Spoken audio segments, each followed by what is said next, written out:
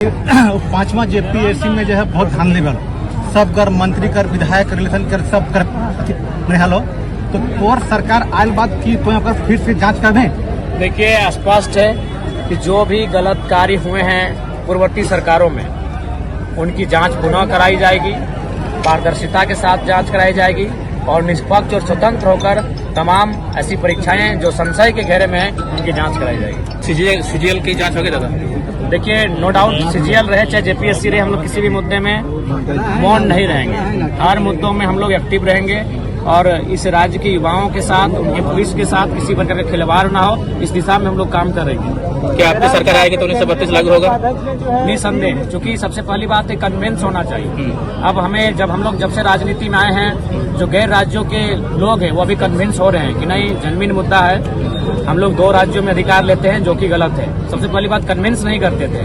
आज हमें उम्मीद है कि जो अगर हमारे विपक्ष में भी हैं, विरोध भी करते हैं, जब उनसे मुखातिब होते हैं, अपनी बातों को रखते हैं तो उनपे हम लोग कन्विंस कर लेते हैं। और चूंकि झारखंड की जो मांग है, झारखंड की जो जरूरत है वो स्थानीयता है। स्थानीयता के आधार पर ये बैरियर लगना चाहिए, नहीं तो क्या होगी, यहाँ की परंपराएं, यहाँ की संस्कृति सब धूमिल हो जाएंगी और यहाँ के लोग कहीं ना कहीं गौन हो जाएंगे। तो इरफान अंसारी जिस तरह से जो है जैसे सीजीएल को लेकर आपके केंद्रीय वरीय उपाध्यक्ष ने 3 दिन का महाआंदोलन का ऐलान किया आज ही के दिन में, किस तरह से समर्थन दीजिएगा छात्र? देखिए वो हमसे बातचीत होके ही उनको हमने रांची का जो भी कार्यक्रम होता है सबका एक हम लोग जिम्मा दिए हैं। हजारीबाग में होता है तो हजारीबाग की एक टीम है, रांची में हमारी एक टीम है।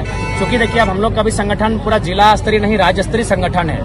इस राज्य में हम लोग को हर एक मुद्दों में देखना पड़ता है, तो इसलिए का भौगोलिक सीमा के आधार पे हम लोगों ने आंदोलन को एक नेतृत्व के रूप में एक टीम को तैयार किया है और हम लोग हर एक आंदोलन का समर्थन करते हैं और उम्मीद करते हैं कि परिणाम हमारे पक्ष में होगा। बस हमें जो साक्ष्य हैं वो साक्ष्य हमें सौंपा जाए, निसंदेह हम लोग मुखर होकर इस आंदोलन को करेंगे। छात्र का आरोप लगा रहे हैं कि जयराम महतो जो है सशरीर उपस्थित नहीं हो रहे। देखिए हमें क्या, हम तो अभी जाके सशरीर उपस्थित हो जाएंगे, लेकिन जो छात्र आज ये कह रहे हैं पहले उनको भी जानना चाहिए कि उनके जो संचालक हैं, जिनके नेतृत्व में उन्होंने आंदोलन किया था, नाम बताने की आपको आवश्यकता नहीं है, उन्होंने खुद लाइव में आकर कहा था कि कोई पॉलिटिकल लीडर नहीं आएंगे। तो भाई आखिर हम लोग भी तो बंधे हैं, हमारी एक पार्टी अब बन चुकी है, अब हम लोग का सिंबल आ चुका है, तो हमने तो छात्रों के जो प्रोटोकॉल उसका अनुपालन किया है। वहाँ हमको लगता है 10 में 3 जो छात्र हैं वो हमारे जेल कैंप के सदस्य हैं।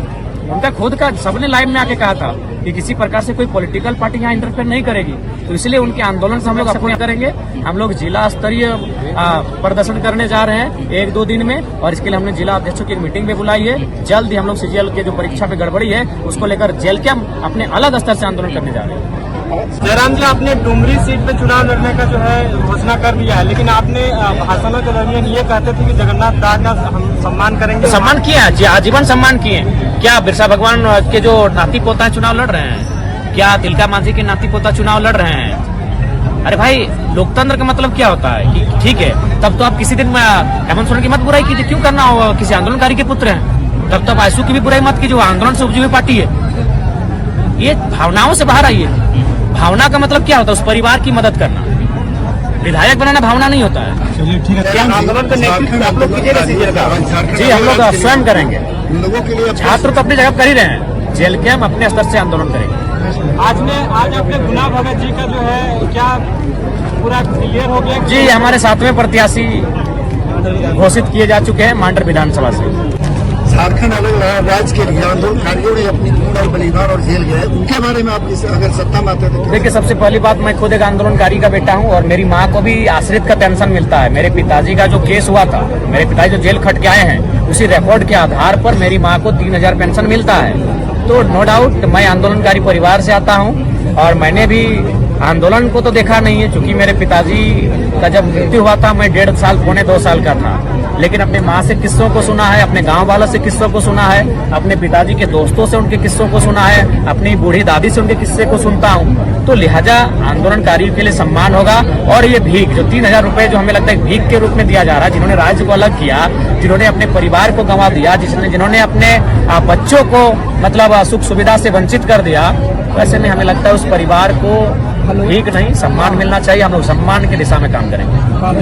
जयराम जी, ये अनुसूचित क्षेत्र है हम लोग का, रांची, गुमला, लोहरदगा, सिमडेगा, ये सारा इलाका, यहाँ ओबीसी का आरक्षण 0 कर दिया गया है। ओबीसी यहाँ मूलवासी के रूप में बहुत सारे हैं जिनकी आबादी है और उनकी जो आरक्षण है वो जीरो कर देने से यहाँ के बच्चे बिल्कुल वंचित बिल्कुल होते हैं। यहाँ के बच्चों का हक मारा जा रहा है। देखिए सब मेरा मानना है कि सबको उनके अनुपात में अधिकार मिलना चाहिए, चाहे वो एसटी वर्ग से आए, एससी वर्ग से आए, ओबीसी वर्ग से आए या जनरल वर्ग से आए। तो झारखंड राज्य में सत्यता है कि ओबीसी वर्ग को सरकार का जो जिला रोस्टर था उसमें उनका बिल्कुल सीधे सीने में खंजर घोंपा गया है। इसको हम सुधार करेंगे और उनके अनुपात में जिला के रोस्टर को पुनः बहाल लागू किया जाएगा और किसी भी जिले में ओबीसी तो शून्य हो ही नहीं सकता है।